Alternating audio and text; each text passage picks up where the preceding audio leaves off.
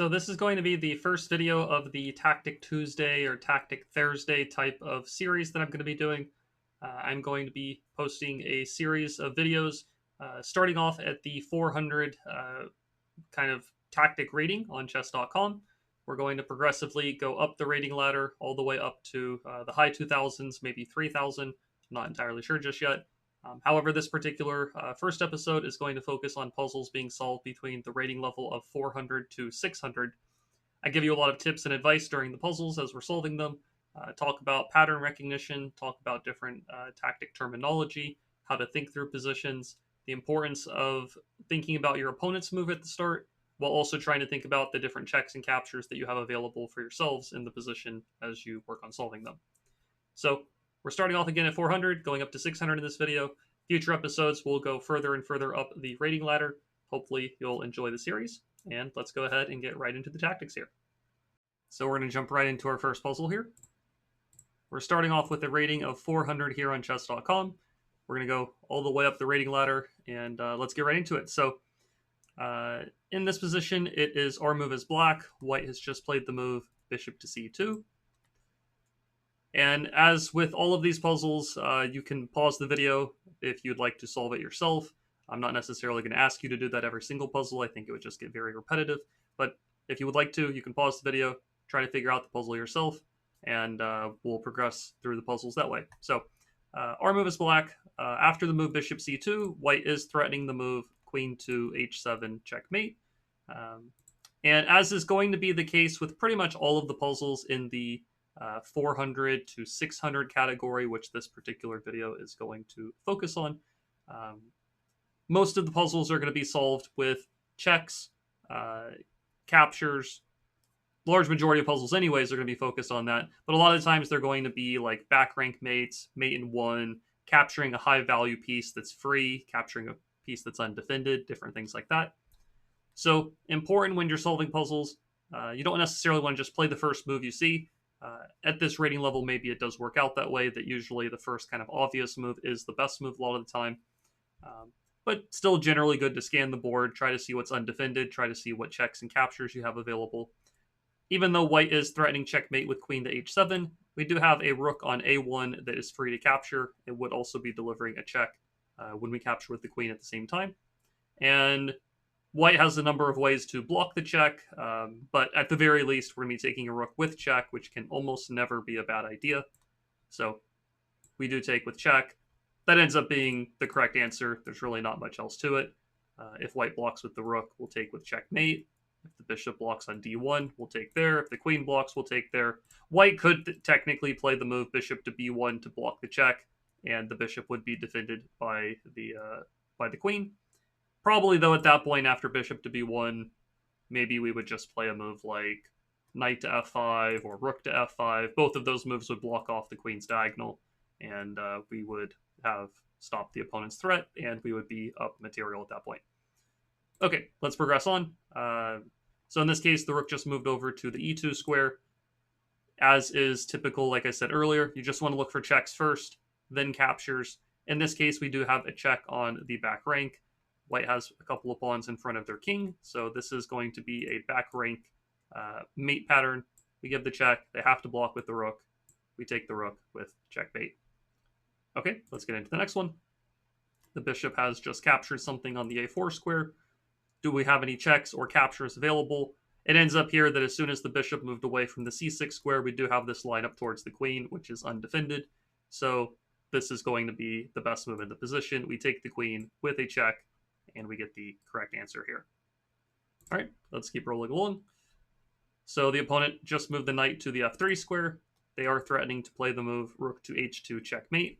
I do think it's generally a good habit to get into whenever the opponent makes a move, even in a puzzle where you know that you're going to have a good tactic of your own. I think it's still a good habit to get into of thinking about why did the opponent play their move?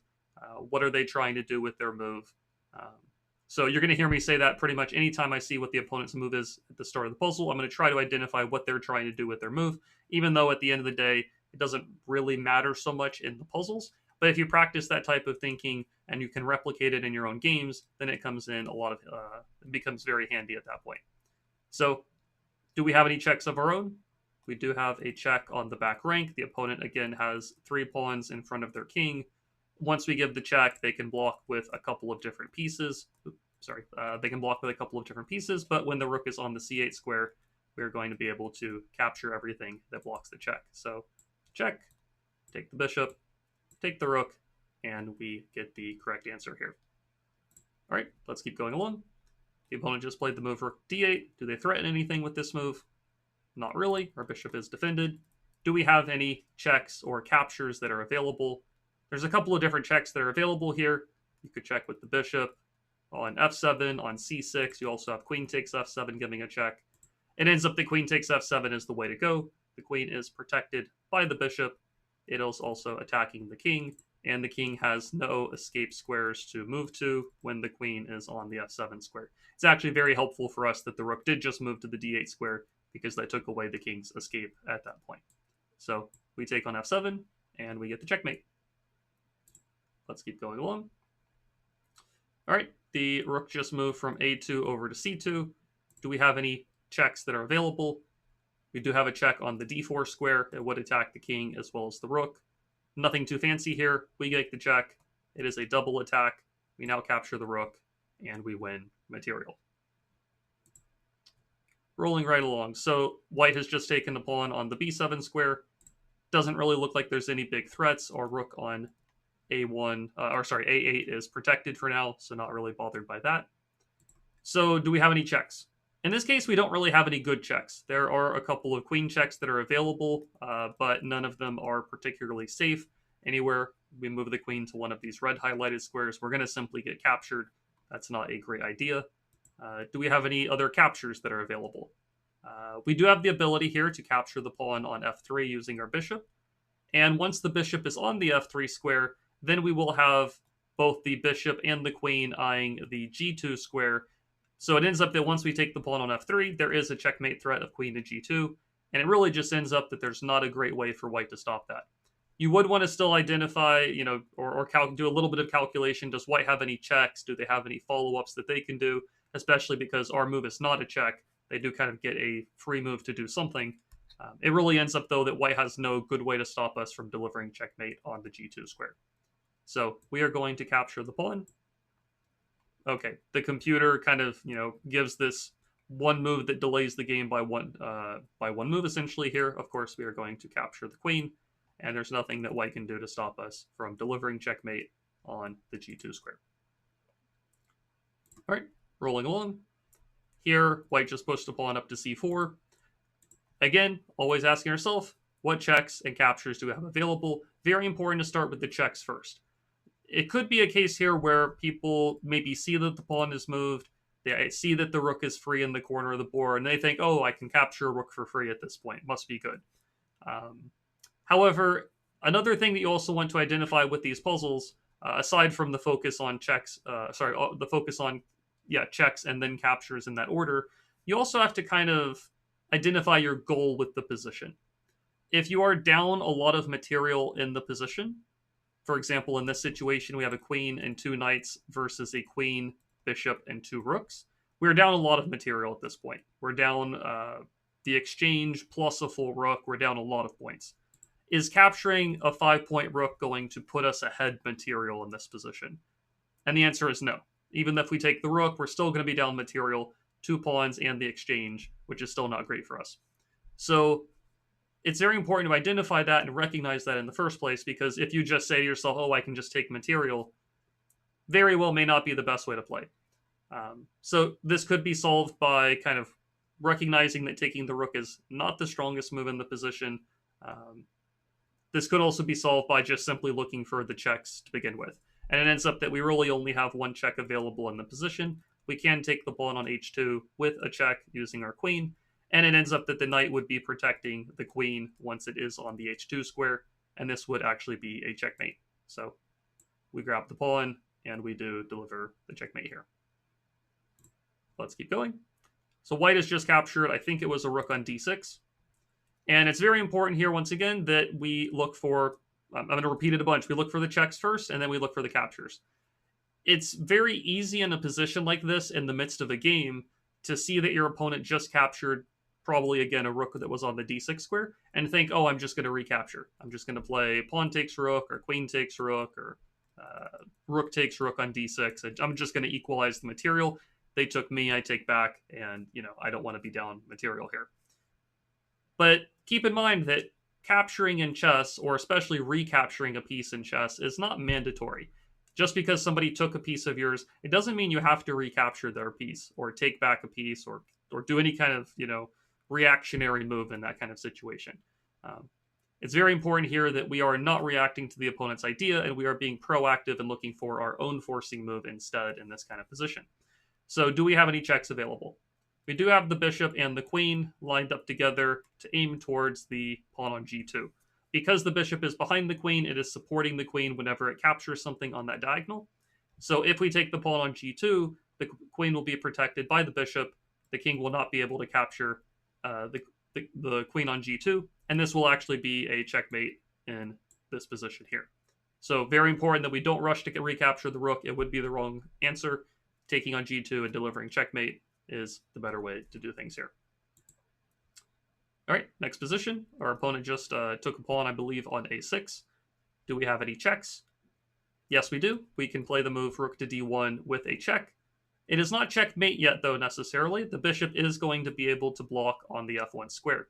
So again, very important that you don't just, again, make the first move that you see, unless it is a checkmate, at least an immediate checkmate, like the queen takes g2 in the previous position. You want to still do a little bit of further calculation. If I give the check and the bishop blocks, what am I doing after that? I think it's a good habit to get into when you're solving puzzles that you, again, don't just make the first good-looking move that you see without working through the opponent's defense or their response and how you're going to work around their best defense. So after the move rook to d1, the check, the bishop will block. Do we have any more checks, any follow-ups at that point? It does end up that we have the check with knight to e2 check available, taking advantage of the fact that the bishop on f1 is not able to recapture the knight when it is pinned on the back rank there. So if the bishop cannot capture, because then the king would be in check, the king would have to move over to the h1 square in the corner. And once the king moves over to the h1 square, it ends up that the bishop on f1 will be unprotected at that point. So we can take it and deliver mate. So we check, the knight checks, we take the bishop, and we do get the checkmate here. All right, continue rolling along. Our opponent has just reacted to a check that we made. They've just played the move king to f6. And in this position, again, ask yourself, what checks do I have available? What captures do I have available? And you want to try to piece it together. So we have a couple of different checks available. We can check on h4, g6, g5, g7. Some of these are very bad, g5 and g7 specifically. Our opponent is going to capture our queen. Checking on h4 doesn't seem great because black can take the bishop on f5, but checking on g6 is looking pretty good here. The king will have to move either to e5 or to e7, and then we want to try to have an answer for both of those. If the king moves up to the e5 square, what further checks or captures do we have at that point? I'm still focusing on checks for the most part, and that's what we're kind of seeing in a lot of these puzzles at this rating range. It's really just about sequencing the checks together in the right way. Once the king is on e5, do we have additional checks? It is possible for the queen on g6 to move over to the e6 square. It is protected by the bishop and the pawn, just like the bishop is protecting the queen on g6 in the first place. And this would be delivering a checkmate in that position because we would be protecting the pawn, hitting the king, protecting the bishop. The king would be here on e5. The king cannot move to the d4 square because our pawn on c3 covers that. So that looks pretty good. Keep in mind, though, we've only answered what is happening or what our follow-up is if the king moves to the e5 square. What if the king moves to a different location? In this case, what if they go to the e7 square? What do we do then? Well, it's important to work through all of the opponent's defenses and responses. Don't just assume they're going to make one specific move and not have an answer for the other moves that they could play. So it ends up against king to e7. We can actually still give the check on the e6 square. The king would have to go to the d8 square, and then we would be able to capture the knight on d7 because the queen on d7 would be protected by the bishop on the f5 square, and queen takes d7 would be a checkmate in that position. So queen g6, then to e6, then take on d7 if the king walks backwards. So it is also important, I will say, in this position that when we're doing our calculation, maybe if you were calculating, you were looking at the other checks first that might have been possible. We might check on g7, we might check on g5. But again, you have to think about the opponent's responses. Do they have multiple answers for those moves? If we check on g7, if the king goes to d8, we're still getting the checkmate. But if the rook blocks on f7, black is starting to incorporate a little bit of defense, and the rook is going to help out protecting the king a bit more. Conversely, on the other hand, if we play queen to g5 check, maybe the knight blocks on f6, or maybe the rook blocks on f6. So usually when you're calculating, you want to try to focus on the variations or the moves that give the opponent the least amount of responses in the first place. So queen e6 check, what options does black have? They can only play the move king to d8. And it just ends up that this is the correct way to play. Not always is that going to be the case, but you do generally want to start with the calculating of moves where the opponent has the least amount of options available. So again, if we go to g7, they have a couple of different moves that they can play. If we go to g5, there's a couple of different moves. If we go to e6, there's only one move available. That doesn't always mean it's going to be the best move to play, but you do want to start looking at that move first, I would say. Makes your life a lot simpler to calculate the most forcing options. So we check on e6, we take on d7, we get the checkmate. All right, let's keep going along. So black has just played the move queen to d5. What are they trying to do with this move?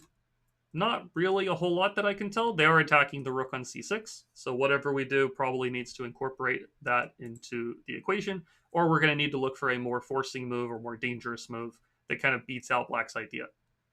So again, what checks do we have available? Well, we have a check on b8, we have a check on c7. Those are the only two checks that I see. If we check on b8, the king is going to take the rook. Doesn't really feel so great. I don't really see a great follow-up there. However, if we check on c7, it actually works out very nicely for us because the bishop on h2 is protecting the rook on the c7 square. The king would have to go to d8. The king cannot go to the b file because our other rook was covering those squares. And once the king goes to d8, do we have any extra or follow-up checks? We can go to c8, d7, and we can also go rook to b8.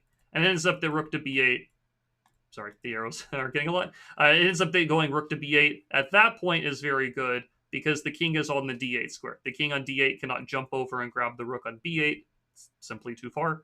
And that would actually be a checkmate in the position. So we take on c7, we check on b8. That is the checkmate. Oops, sorry, clicked on the wrong thing.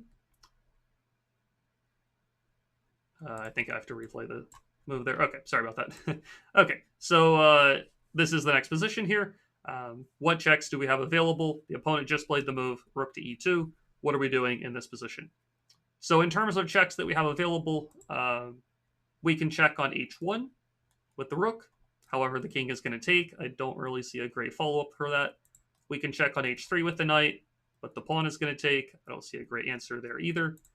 The other move, though, that we can do is knight takes rook on e2. This is a check. It's also a capture, and it is a checkmate at the same time. White cannot escape with their king to the h1 square because the rook covers that, and the king cannot move up to one of these two dark squares because the pawn on g3 is covering those squares. So it ends up that taking the rook on e2 is a one-move checkmate in this position. All right, next move, or next puzzle. Black just played the move f5, and what are we going to do here? So does f5 make a move, or is it a move that does anything that bothers us? Not really. It's not making a check. It's not really attacking anything. So what checks do we have, and what captures do we have? So in terms of checks, we have 3 different checks that are available. We can check on c8, b3, and b1. c8 we can probably rule out pretty quickly. Black can simply capture the rook there 2 different ways. That doesn't feel great. So the check options are on b3 and b1. Now, remember, you kind of have to look at both options to figure out which one gives the opponent the least amount of responses. But you want to kind of go down the rabbit hole on the one that has, like, once you kind of look at the move and see how many options the opponent has, you want to probably start with the one that gives them the least amount of options. If we check on b3, how many options does black have in response to that check? They can go king a8, king a7, king c7, and king c8. Those are the 4 different places the king can move to. If we do rook to b1, how many moves does black have available there? They can go king a7, king a8, and they can also block with the rook on the b2 square. Now, the rook blocking on b2 is pretty good for us, of course. We will just take the rook, so that option doesn't really bother us. There's 2 different king moves that are available.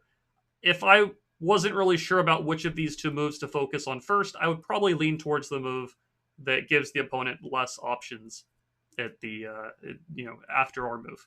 So if rook b1, king moves to one of these 2 squares on the a file, do we have any more checks that are available? Depending on where the king moves, we can either move the rook down the c line, or we can swing the rook over to the a3 square, and that will cover all of the escape squares from the king, and that will actually deliver the checkmate in that position.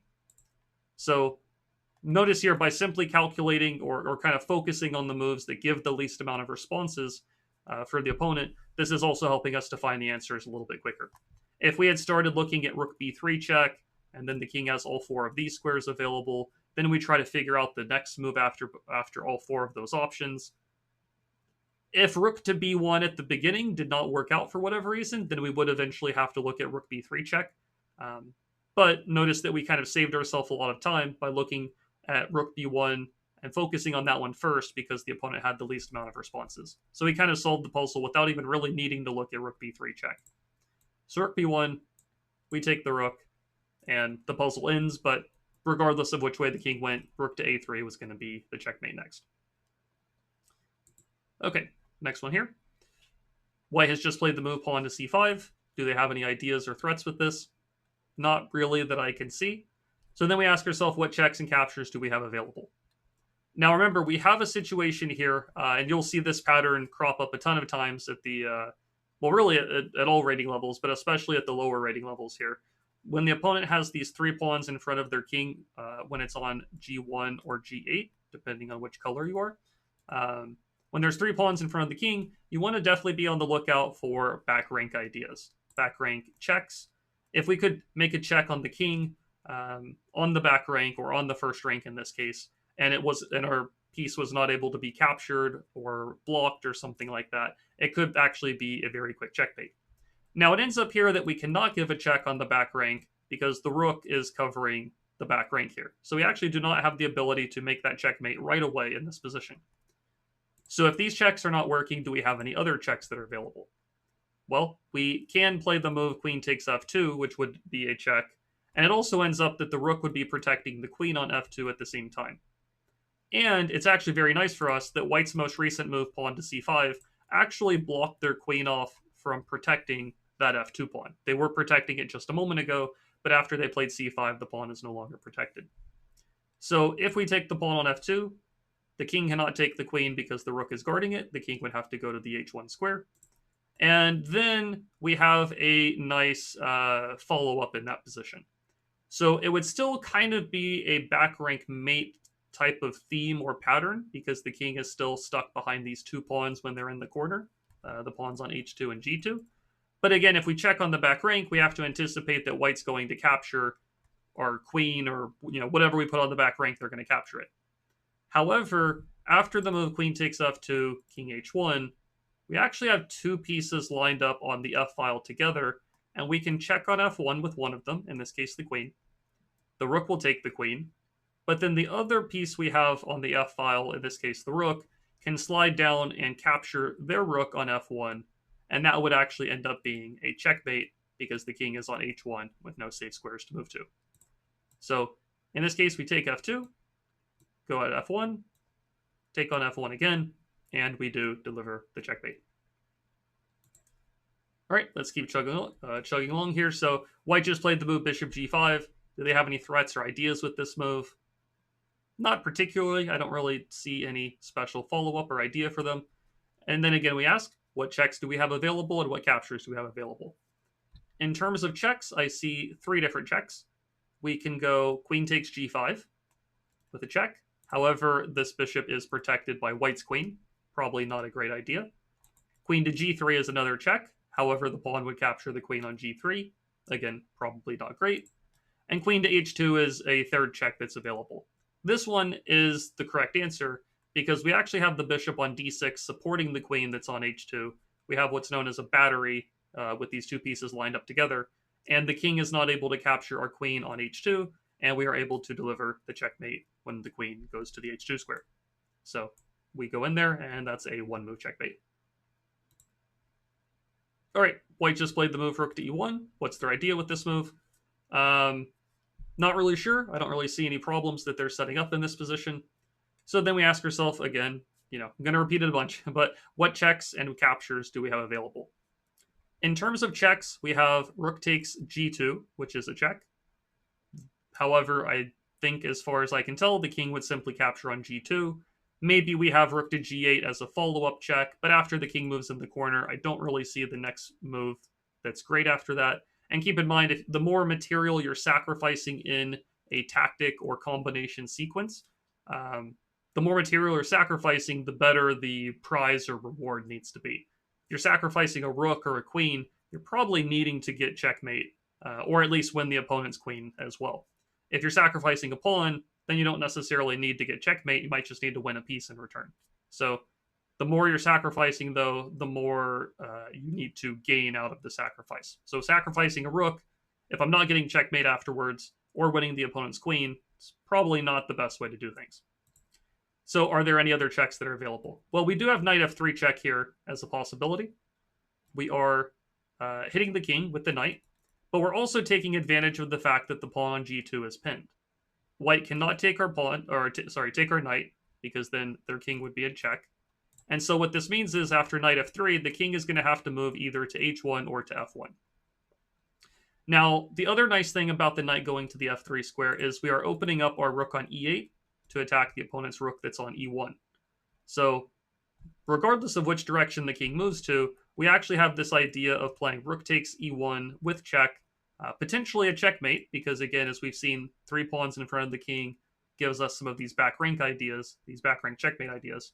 And it actually ends up that the knight on f3 is very helpful as well, because if the king goes to f1 and we take that rook, the knight on f3 will also be protecting our rook on the e1 square, which means that this is actually a forced or guaranteed checkmate. So knight f3 check, the king went in the corner this time, and we take the rook with checkmate. If the king had gone to f1, we would have also still taken the rook, because again, the knight is protecting the rook on e1 there. Okay, our opponent just played the move knight to e1. Do they have any threats or ideas behind this move? In this case, they do. Black actually has a very, very big threat here. Aside from attacking the rook on f3 with the knight, they are also aiming to put one of the pieces, whether it's the queen or the rook, on the h2 square, which would actually deliver checkmate in this position. So we definitely don't want to let that happen. But instead of looking for a defensive move right away, we want to first look for our own checks and captures, as has been pretty typical with all of these puzzles so far. So do we have any checks available? We do have queen takes g7, checking the king. And it also ends up that this is when the queen is on the g7 square, it is protected by the rook on g1. This is another type of battery type of lineup, as we've seen in other puzzles so far.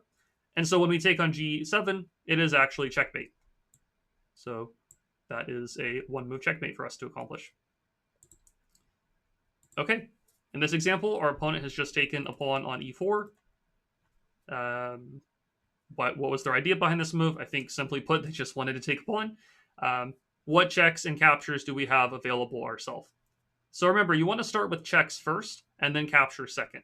If you just started looking for any arbitrary forcing move, like maybe you just start looking at captures first, you might think to yourself, well, I can take the pawn on e5. Why don't I just, they took my pawn, I take their pawn. Seems pretty equal. But remember, you want to start with the most forcing moves first. Checks are the most forcing move in the game. If you make a check, your opponent has to respond to the check. If you capture something, as I mentioned earlier, and we saw in one of the other puzzles, you don't actually have to recapture in chess. It's just not, it's not an obligatory rule. However, if you are checked or you deliver a check to your opponent's king, they have to respond to the check. They can't just leave their king in check. So what checks do we have available in this position? We have the move queen h5 check. This hits the king. This is also a very common type of check that's available when the opponent is missing their f7 pawn and their king is in the center. So queen h5 check. Now, what is black going to do in response to the check? Here they have two different options. They can block with the pawn, or they can move the king up to the e7 square.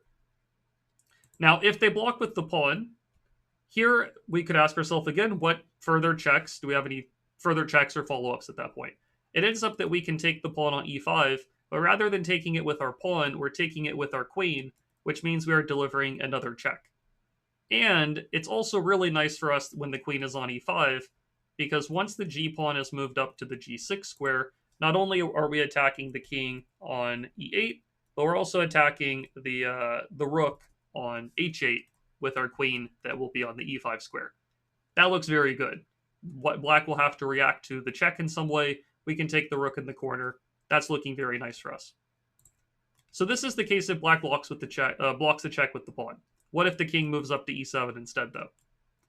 Well, it ends up that we still have a good follow-up check. We can still take the pawn on e5 with check anyways. The king would have to go to the f7 square. Maybe we have a further check with bishop to c4 check. I don't know if you necessarily have to calculate everything out from there. It's looking very nice for us, though. The king is running all over the place. We're involving more pieces into the attack. You could be as precise as possible if you wanted to and try to figure out what happens if the king goes all the way to g6. Simply put, though, I think black is in huge trouble at that point. You can kind of, I think in a practical game, you could kind of work it out yourself at that point and figure it out at that time. So that being said, I'm going to go for the check on h5. In this case, the puzzle gives the answer, or the response is being g6. We take on e5 with check, and we already talked about how not only were we hitting the king, but we were also hitting the rook on h8. So we're going to take the rook in the corner, and we are ahead a lot of material. Now, it is also nice to note here, even if black plays a move like knight f6, maybe trying to lock our queen in the corner and try to trap it, they still can't really play the move bishop to g7 because the bishop would actually still be pinned on the back rank. So even though our queen might be a little bit low on squares for the short term, I don't think we're going to have too much trouble getting it out of the corner. Maybe we could play like bishop c4, maybe knight c3 to knight d5 at some point. Maybe if we can try to trade off the knight on f6, we can get the queen out of the corner. But suffice it to say, this was the intended answer for the puzzle. Okay, let's keep going. So the opponent just made the move knight to h5. What's their idea? In this case, they have a very clear idea. They are attacking our queen on the f4 square. So what checks and captures do we have available? In terms of checks, we have two different ones that we can do here. We can take the pawn on f7, which is probably not a great idea. Sometimes the queen sacrifice will be the best move, but if you don't really see a follow-up very quickly for it, it's probably not the right way to go. So queen takes f7 doesn't seem great.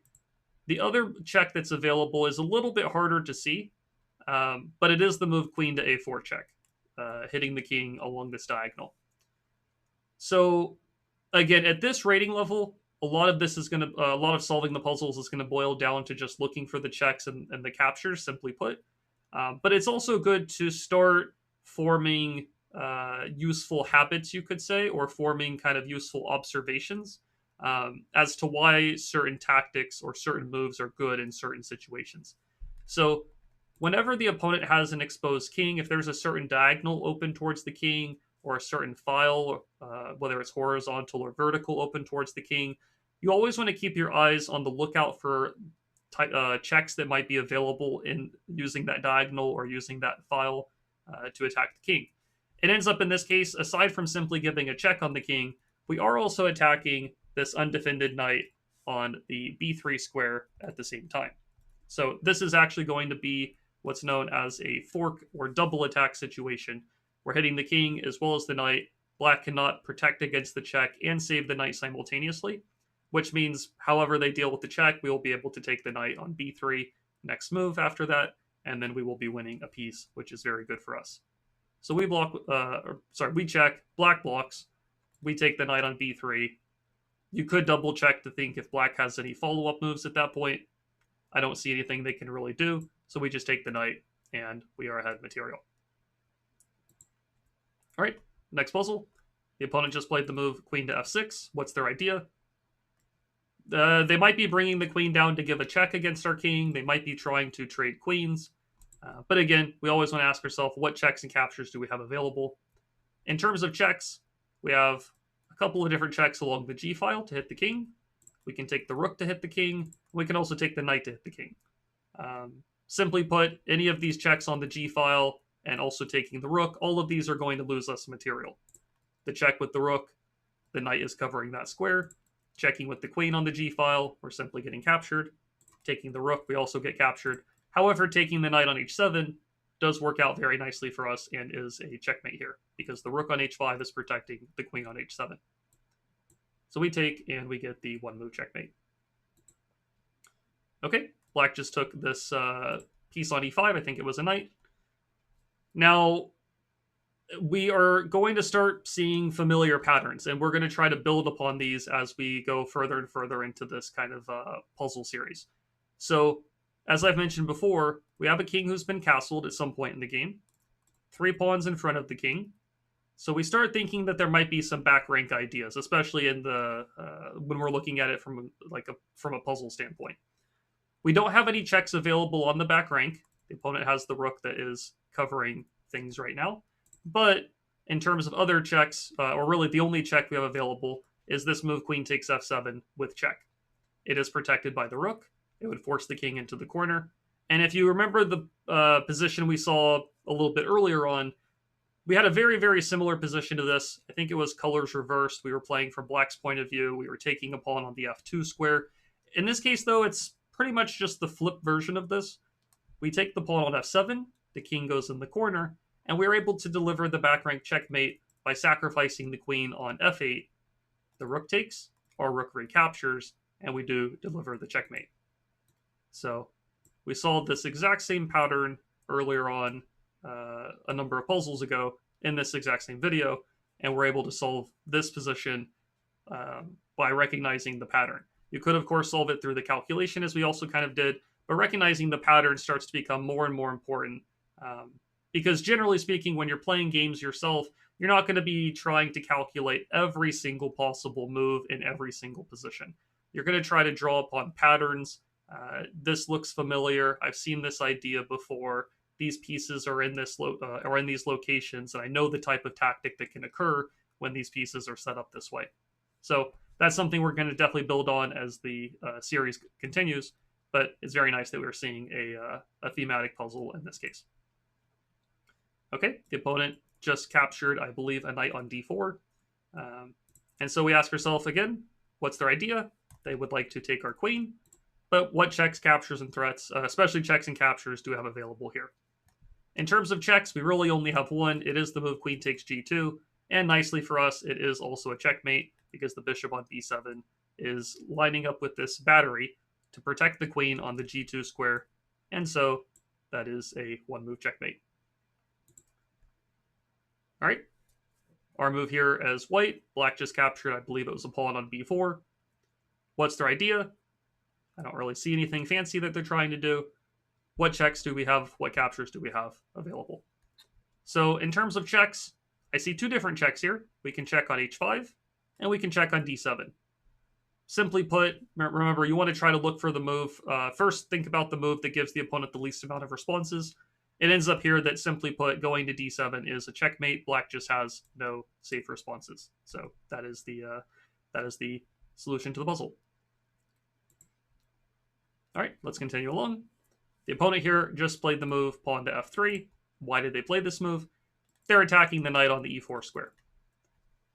Even though the knight is being attacked, that doesn't mean we have to react to what they're doing, though. We can first look for our own checks and captures, and that's usually the way that the puzzles work out anyways. So what checks and captures do we have available? We have 2 different checks that are available. We could take on d2 with check, and we can take on d1 with check. If we take on d2, the rook is going to take the queen. That doesn't really seem that great. However, if we take on d1, we have this battery idea once again, where the bishop and queen are lined up together towards the rook on d1.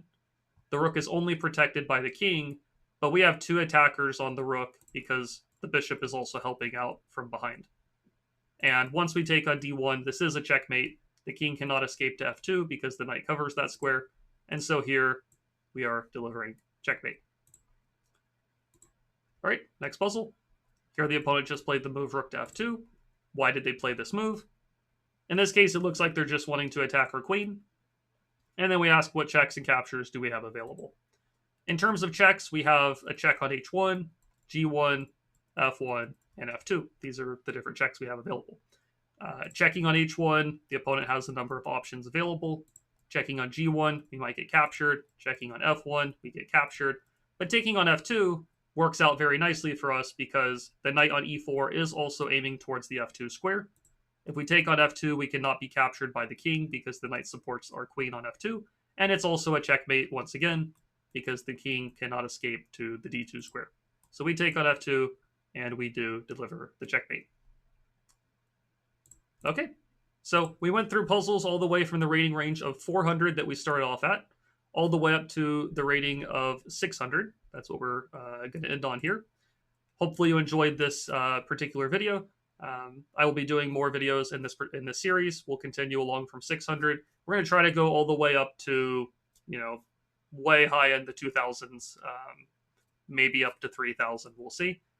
But the idea is to continue this for quite a while, trying to climb the rating ladder rather than doing it for the Blitz or Rapid on chess.com. In this case, we're doing it for the puzzles. And so hopefully you enjoyed this video. This is maybe I'll brand it as like a Tactical Tuesday, or I don't know if this will come out on Tuesday or Thursday. Tactical Thursday would also work. But anyways, though, hopefully you enjoyed this one. The future ones will go higher up the rating ladder, and hopefully you'll be growing along with me.